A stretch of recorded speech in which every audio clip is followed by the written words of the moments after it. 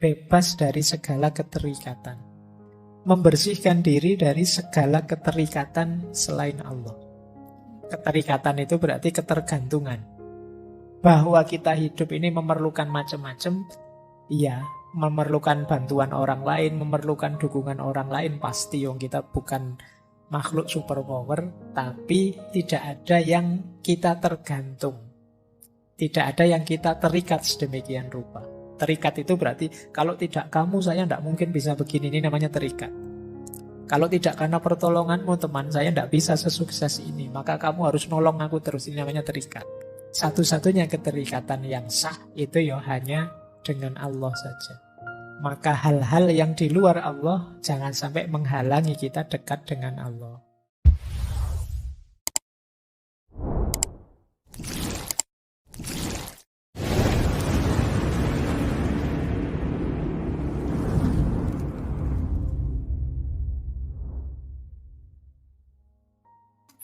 Assalamualaikum warahmatullahi wabarakatuh. Bismillah. Mari kita lanjut lagi belajar kita, ngaji kita. Jadi intinya ngaji filsafat itu ya ngaji, kita belajar ya. Segala yang di luar itu bonus. Jadi bonus itu ada, alhamdulillah, tidak ada ya, tidak masalah.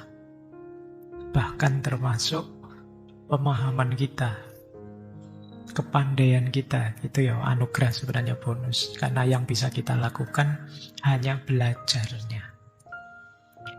Maka ayo kita mulai ya, nawaitunya belajar. Baik, kita mulai nggih. Menarik saya ambil dari Ihya. Tanda-tanda jiwa kita masih kotor. Yang pertama apa? Kesulitan menjalankan fungsi ilmu, hikmah, dan makrifat. Ngaji sih saya tiap hari Pak, tapi kok menjalankannya kok berat ya Pak. Jangan-jangan jiwa kita masih kotor. Perlu ada yang dibersihkan. Jadi mungkin teman-teman, Pak saya itu ngaji filsafat sudah hampir 400 sesi saya ikuti sejak awal sampai akhir. Lengyo saya kok gini-gini saja ya Pak, tidak naik-naik kelas. Jangan-jangan ada kekotoran, ada yang harus kamu bersihkan dulu. Kan sering saya ilustrasikan itu, wadah yang kotor itu diisi barang bersih berapapun, yang bersih ketika masuk akan terkontaminasi jadi kotor. Maka coba dicek, kok saya merasa ilmu saya tambah tapi kualitas diriku tidak menambah, jangan-jangan masih ada kotoran-kotoran. Coba dicek, apakah dosanya itu di anggota tubuh, dosa dan maksiat, ataukah terlalu fokus pada duniawi, lupa Allah dan lain sebagainya. Saatnya introspeksi. Yang kedua, tidak bisa menikmati ibadah. Jadi ya sholat sih, ya puasa sih, ya zakat sih, tapi rasanya beban. Ini berarti belum bisa menikmati. Baru nongkrong sebentar, sudah adzan isya. Kok ya cepet ya.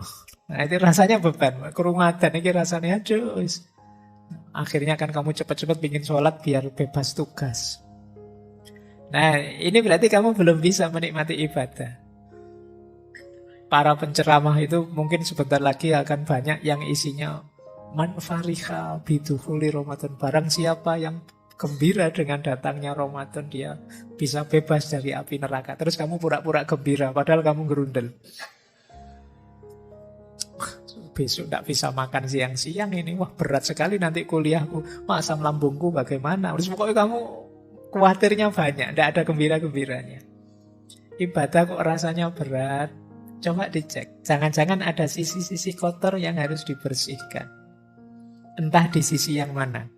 Dalam diri kita, teman-teman lebih tahu lah. Nggak usah cerita-cerita ke saya juga, nanti malu. Coba di muhasabai sendiri. Saya ada kekurangan di mana, ada kekotoran di mana.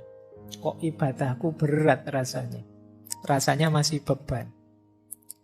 Kemudian ada lagi yang ketiga. Asik malahan sibuk dengan hal-hal yang tidak berarti. Tidak ada maknanya.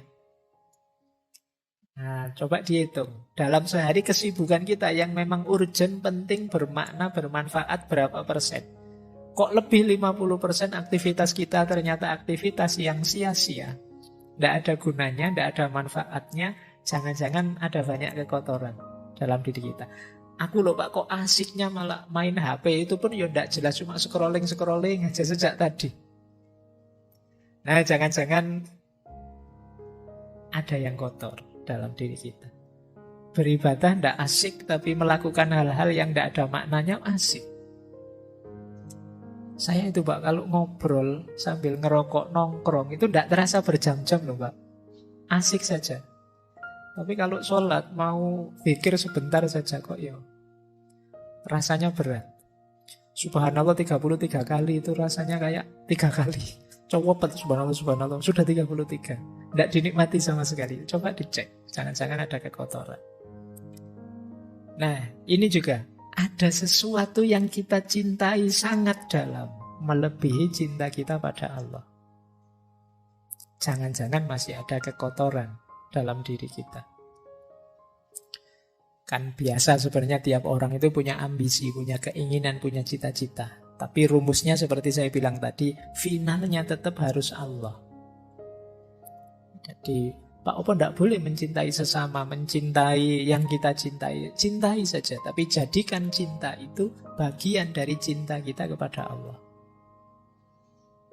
Karena Allah Sang Maha Cinta. Dia menyukai aktivitas mencintai, maka aku pun mencintai.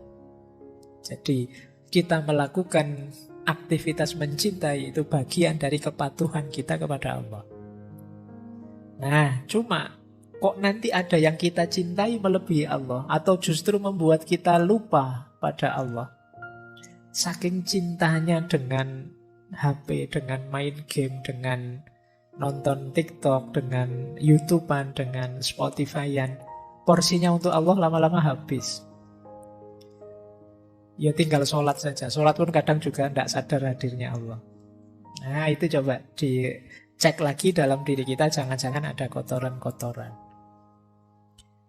Yang terakhir, berlebihan.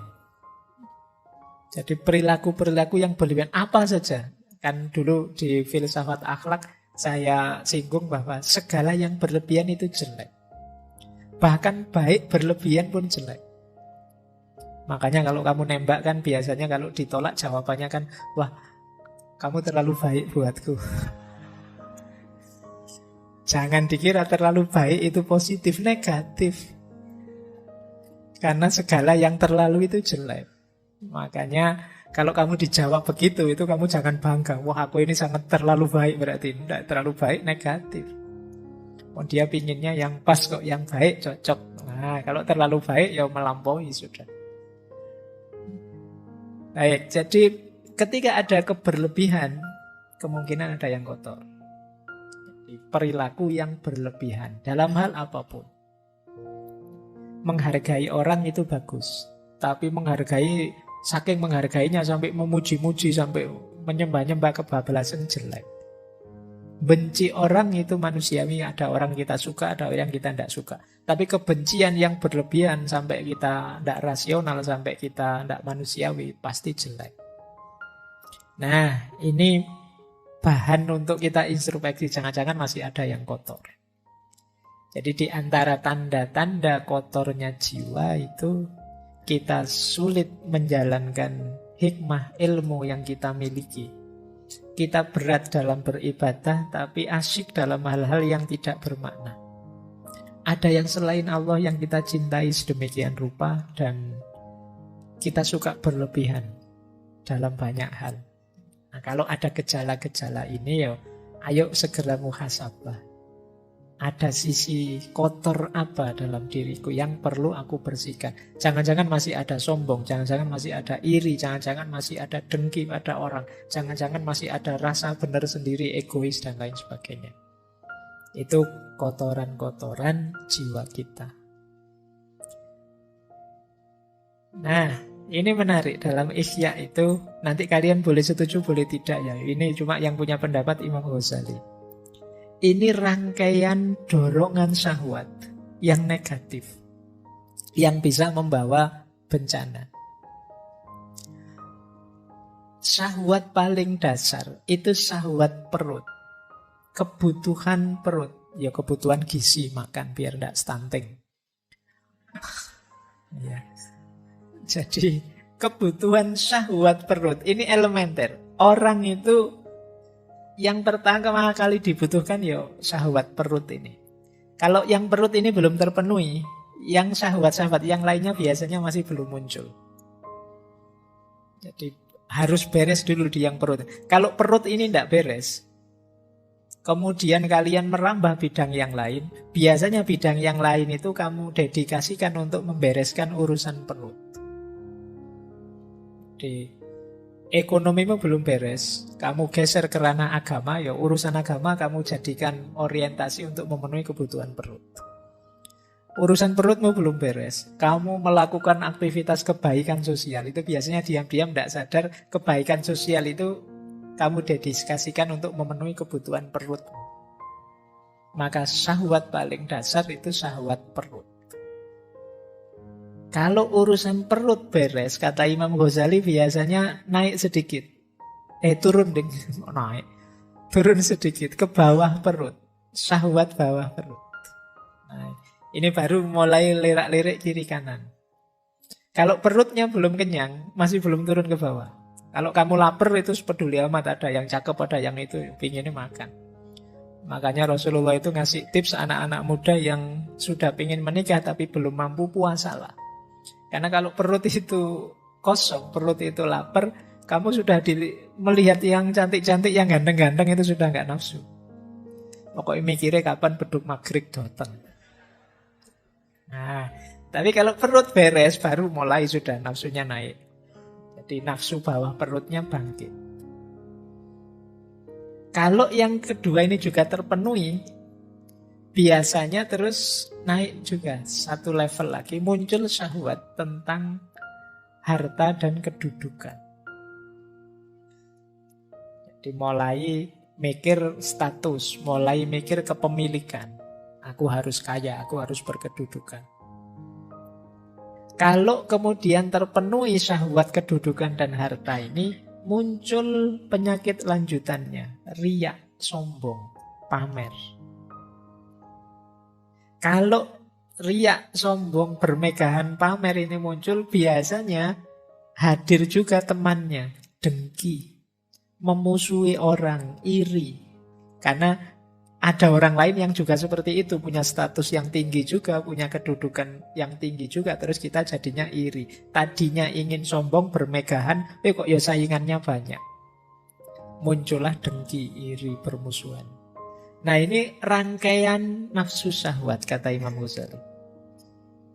Hati-hati dengan munculnya syahwat-syahwat ini, ya bahwa manusiawi orang ingin memenuhi kebutuhan perutnya, ingin menikah, ingin hidup terjamin dengan harta, ingin punya kedudukan, tapi harus ngerti kapan direm.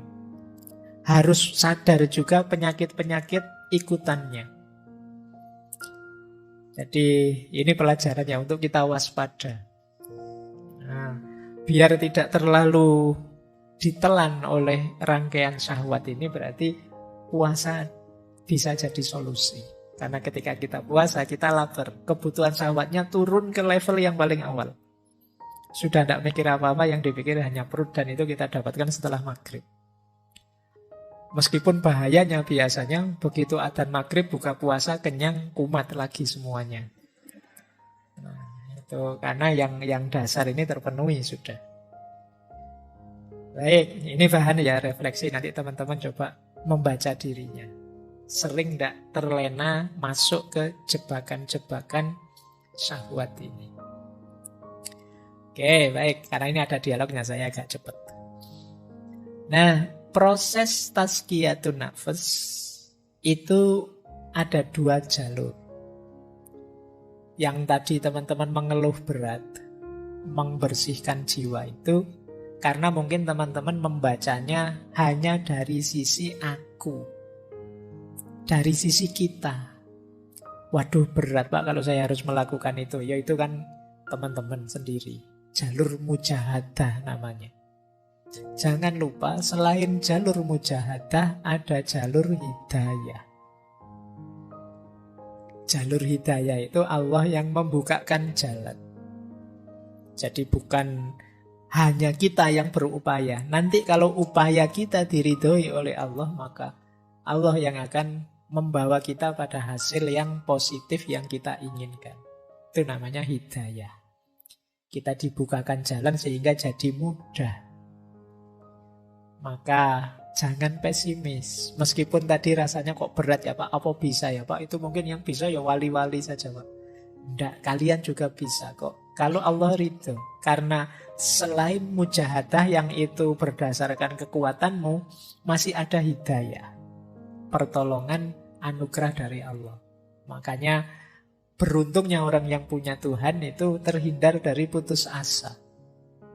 Sepahit apapun situasinya, selemah apapun kondisi kita, kita masih punya Tuhan, kita masih punya Allah. Tidak pantas kita mengeluh, tidak pantas kita putus asa. Nah ini prosesnya dua, jadi ada mujahadah, ada hidayah. Ada upaya kita, ada pertolongannya Allah. Nah, terus Imam Ghazali juga nuntun kita. Kita ini kan ingin bersih-bersih mengubah diri kita.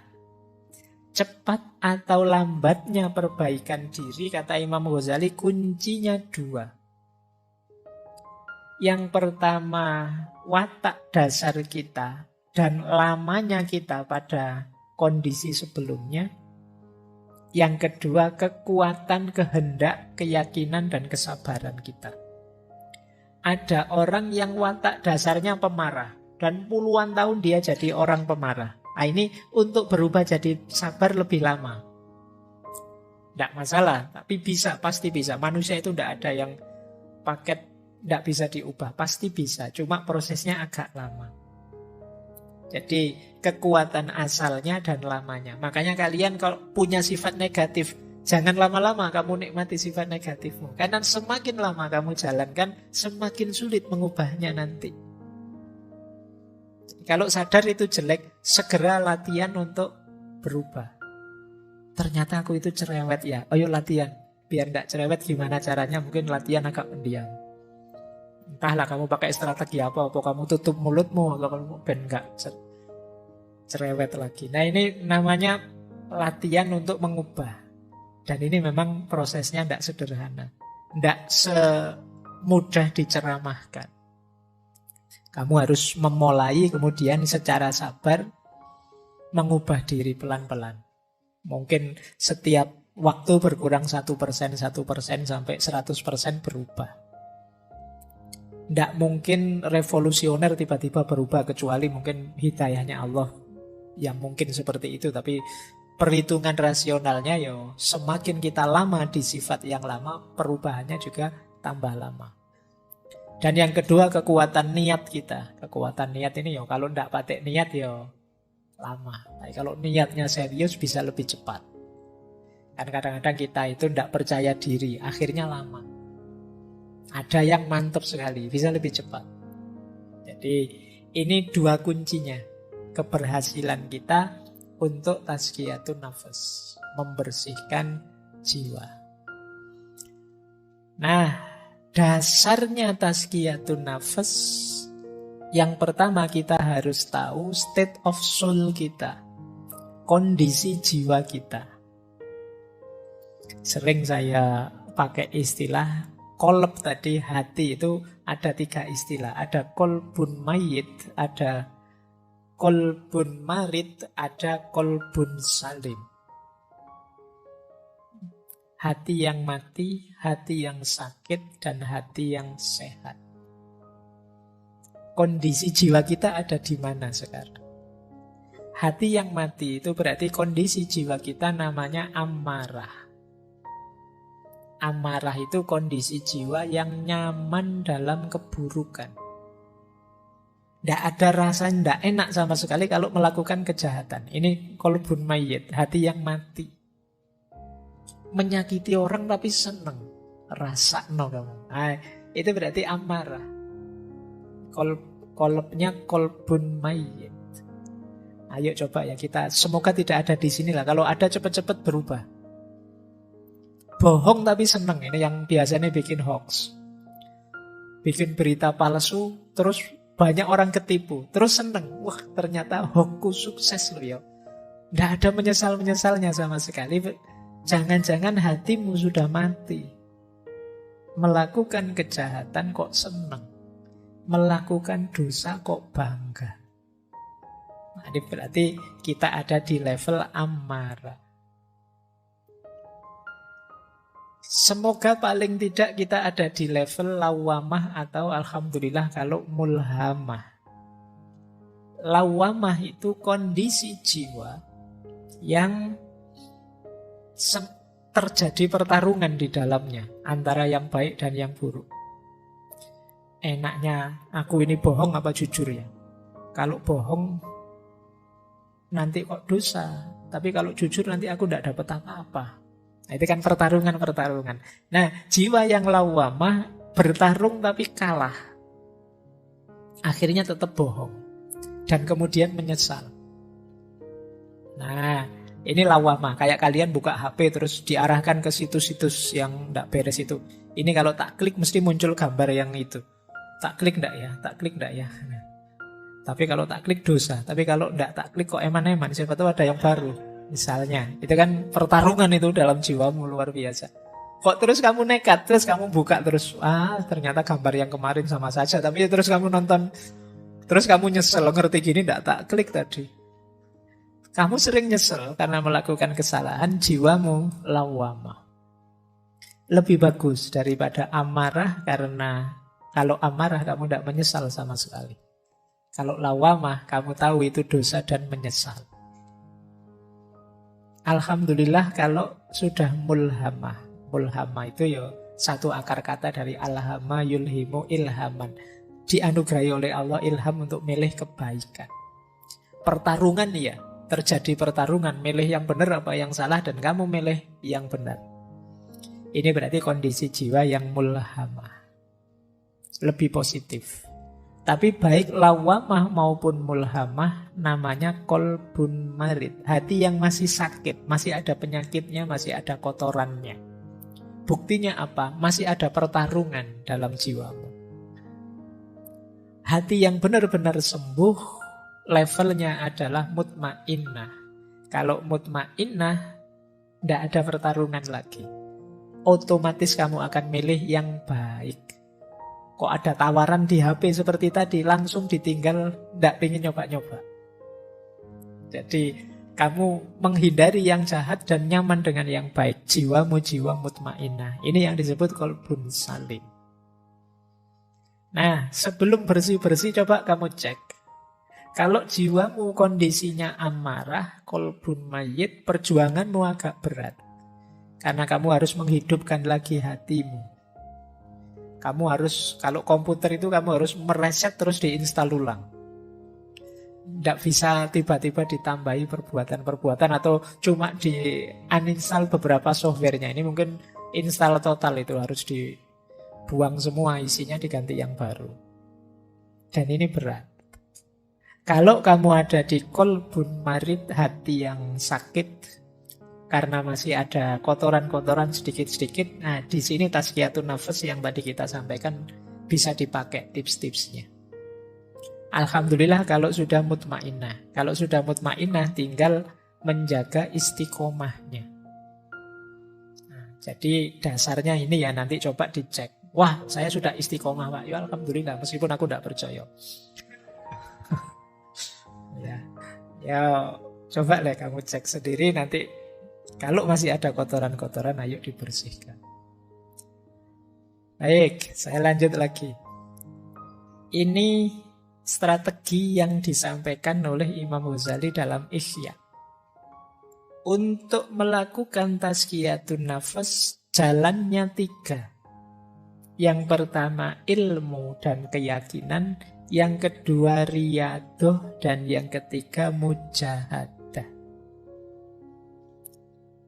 Masing-masing ulama nanti punya tips, punya jalan sendiri-sendiri. Kalau ini saya ambil dari Ihya. Yang pertama apa? Ilmu. Tentu saja harus tahu ilmunya.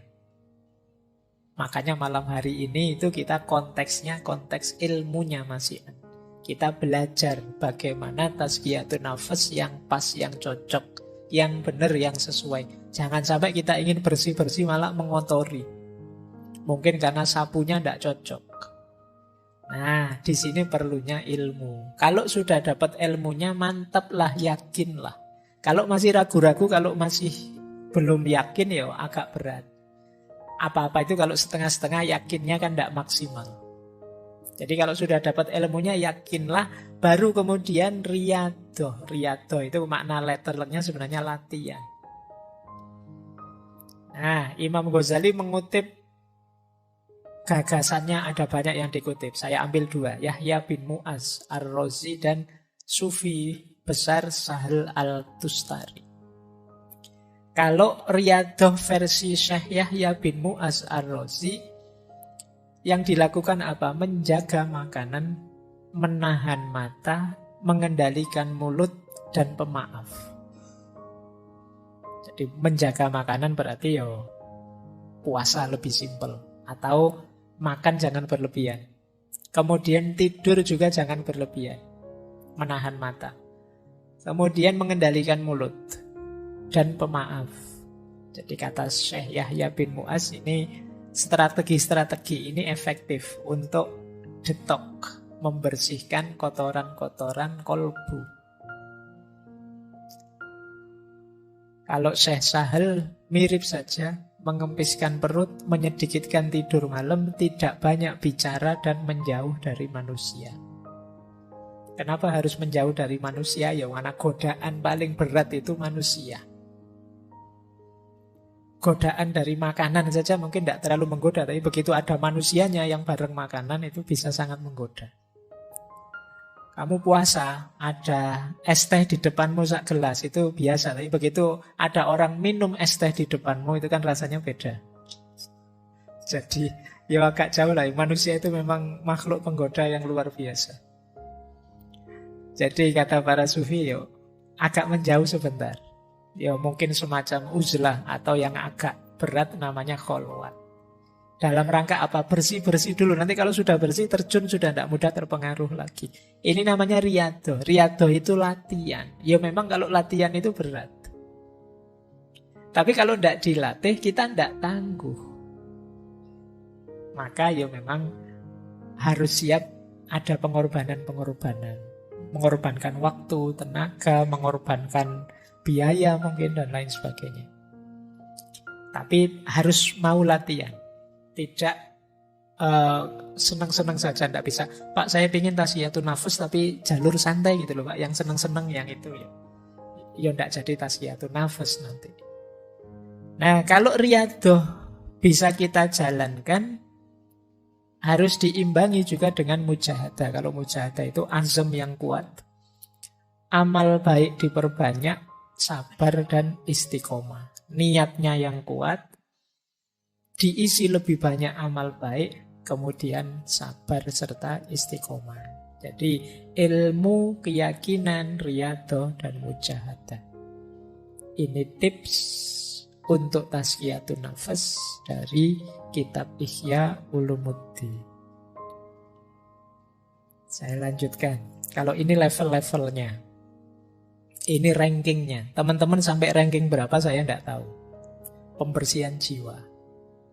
Ini dalam tasawuf, ya tentu saja bersih-bersih paling dasar itu bersih dari dosa, maksiat.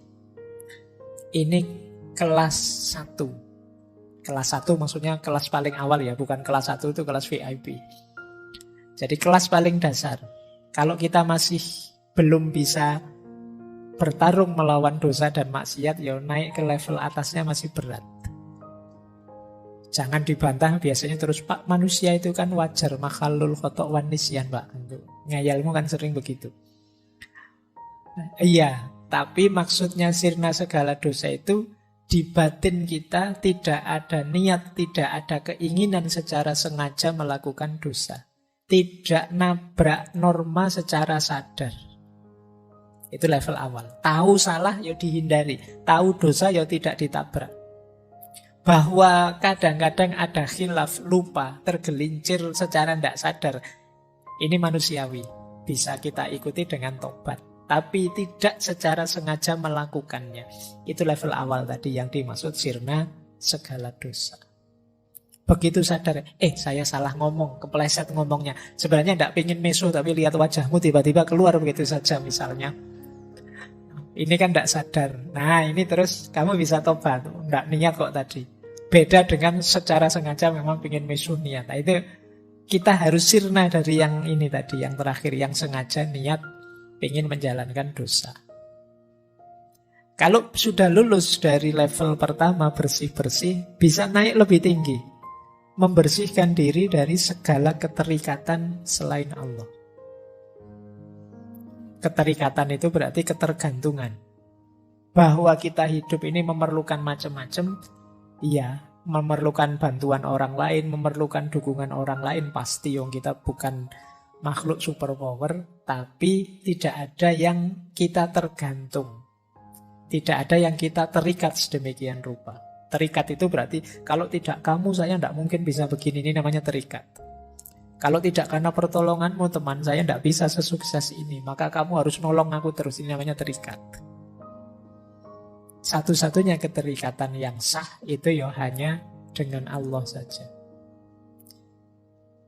Maka hal-hal yang di luar Allah jangan sampai menghalangi kita dekat dengan Allah. Jadi level 2 bebas dari segala keterikatan. Kalau ini sukses, naik ke level yang lebih tinggi lagi, yaitu bebas dari keakuan.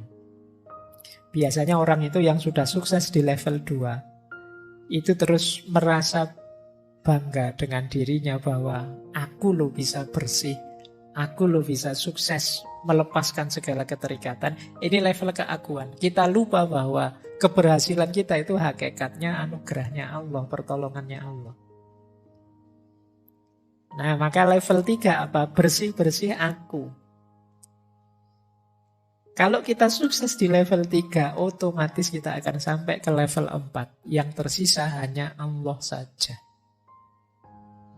Di level 2 tadi, yang selain aku bersih. Di level 3, bahkan aku pun bersih sekarang. Maka ketika kita bersih dari level 3, otomatis kita sekarang sampai ke level 4. Yaitu hanya Allah saja.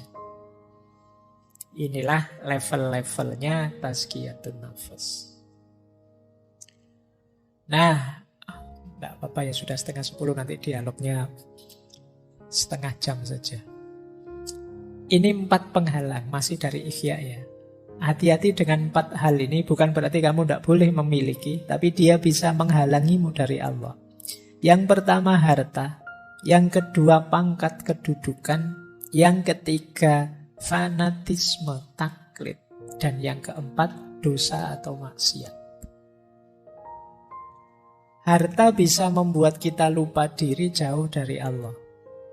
Solusinya kata Imam Ghazali, banyak sedekah. Jangan kemaruk. Sisakan yang kita butuhkan saja. Itu mengatasi biar harta tidak jadi penghalang kita dari Allah. Pangkat juga begitu. Biar tidak menghalangi kita dari Allah, mari, tidak apa-apa kita punya pangkat tinggi, punya kedudukan, punya karir bagus, tapi jangan bermewahan, jangan mencari pujian orang, jangan mencari merendahkan orang dan lain sebagainya. Menganggap orang lain lebih rendah. Ingin terkenal, ingin dipuji, ingin bermewahan. Jadi hartanya sekian ratus M misalnya, karena jadi pegawai pajak misalnya. Tidak salah itu, mungkin ya diperoleh, mungkin jalurnya resmi, cuma itu yang disebut bermewahan. Bermewahan itu mungkin jalurnya legal, tapi akan menghalangi kita dari yang hak, dari Allah. Kenapa? Karena kita sibuk dengan harta. Maka pangkat dan kedudukan harus kita kelola secara positif. Harta juga begitu. Ada lagi yang menghalangi kita dari hak, fanatisme, taklid. Baik pada kelompok, aliran, orang, tokoh, atau siapapun. Ini bisa jadi hijab kita untuk dekat kepada Allah. Bisa menggeser orientasi harusnya ke Allah, tapi ke yang kita takliti atau kita fanatiki. Dan yang keempat tentu saja maksiat. Maksiat itu pasti akan jadi hijab kita dari Allah. Baik, masih ada. Ini petunjuk praktis. Nanti teman-teman coba direnungi ya. Ini menarik. Imam Ghazali memberi petunjuk praktis dalam Ihya. Ini saya agak merangkum dari kitab Ihya. Kotorannya apa? Jalan bersih-bersihnya apa? Yang pertama kata Imam Ghazali, kotoran jiwa dalam aspek syahwatnya perut dan bawah perut. Jalan tazkiyatun nafasnya dua. Yang pertama puasa. Yang kedua menikah.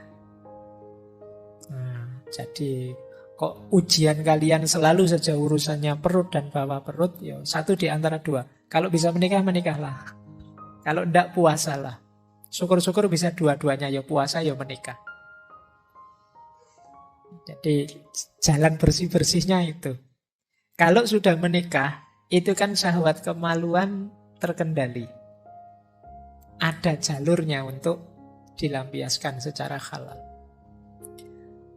Syahwat perut bisa dikendalikan lewat puasa. Jadi maka bersih-bersih syahwat perut dan kemaluan bisa lewat puasa, bisa lewat menikah. Kalau kotoran yang muncul dari lisan, dari mulut, ada 4 jalannya. Yang pertama tafakkur, yang kedua zikrullah, yang ketiga muhasabah, muraqabah, mujahadah, agak berat. Yang keempat ingat mati. Padahal ini cuma mulut saja, berarti betapa bahayanya mulut itu. Jalan bersih-bersihnya banyak. Tafakkur itu kita sibukkan pikiran kita dengan Allah dan kekuasaan dan keindahannya. Itu tafakkur. Ketika kita sibuk dengan Allah, mulut kita tidak akan ngomong yang aneh-aneh lagi. Atau sudahlah, daripada ngomong yang aneh-aneh, mulut kita secara sengaja kita buat pikir saja, aman sudah. Atau muhasabah, muraqabah, mujahadah. Ini sederhananya adalah kita sadar Allah selalu mengawasi. Ini membuat kita terjaga. Mau maki-maki, diawasi Allah, malu saya. Mau ngomong jelek, malu saya. Ini muraqabah. Bisa untuk obatnya penyakit lisan. Dan yang keempat, ingat mati. Jadi kita sadar bahwa akhir hidup kita pasti maut, mati. Dan kita tidak tahu kapan hadirnya itu. Maka akan lebih mengontrol diri kita. Terus yang ketiga, kalau ada penyakit marah, dengki, iri hati, jalan tazkiyatun nafasnya yang pertama dengan sabar dan syukur, memaafkan dan kasih sayang. Yang ketiga membaca Al-Quran. Sabar dan syukur berarti ini nanti bisa mengatasi dengki dan iri kita pada orang lain. Jadi kita itu kan marah pada orang sampai kemudian kita dengki dan iri padanya karena kita tidak sabar terhadap dia. Kalau kita bisa menghidupkan kesabaran dan kita bisa bersyukur dengan apa yang kita miliki, kita tidak akan iri. Apalagi kita bisa memaafkan dan berkasih sayang dengan orang lain, kita tidak akan marah, dengki, dan iri. Kalau masih sulit, ayo sibuk mengaji saja, baca Al-Quran. Biar pikiran kita tidak kotor isinya kemarahan, kedengkian, iri hati. Daripada posting aneh-aneh yang tidak jelas, wis ngaji saja. Daripada buka Twitter, buka Instagram yang bikin telinga panas, mata panas, jempol panas, ayo ngaji. Kata Imam Ghazali, baca Al-Quran saja. Yang keempat, cinta dunia. Cinta dunia bisa kita bersihkan dengan ingat mati, taubat, dan zuhud.